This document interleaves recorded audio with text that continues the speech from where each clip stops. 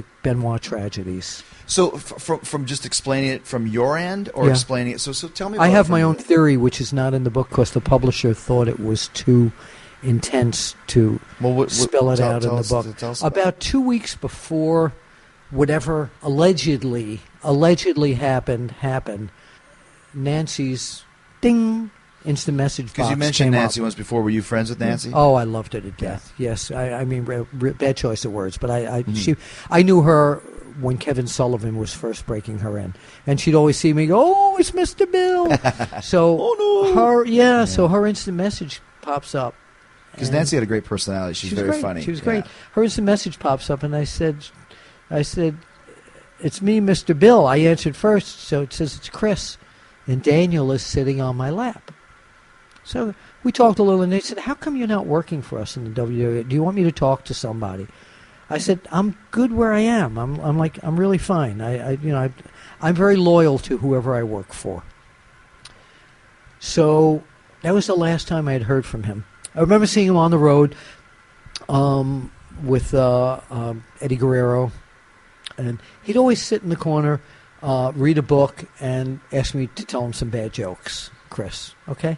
I always liked him. He was just a quiet, nice guy. When I heard what happened, news trucks from Philadelphia came to my house, and people thought that I killed my wife or something. People in my neighborhood don't know what I do. Right. A lot of them don't. So I'm going to tell you what's not in the book, what I think may have happened, and I may be totally wrong, and people are going to go, "This is ridiculous. How could you ever think of this?" I think somehow Chris got in some sort of trouble. I don't know what it was. I don't know what it was after or whatever, but I think something happened. I think when he got home, Nancy and his son were already dead. And I understand that husbands and wives kill each other sometimes. They do. But not the boy. Mm-hmm. This is what didn't make sense to me.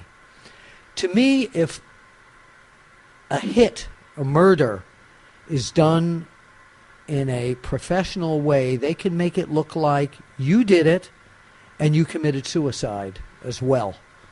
To this day, the Chris Benoit I know couldn't have done that at all. To me, they were dead. He got in some sort of trouble. They were murdered. And when he got home, he was murdered, and they set it up to make it look like he committed suicide. Oh, only again, because I knew they had a volatile relationship, he and Nancy. There were a lot of issues and all that.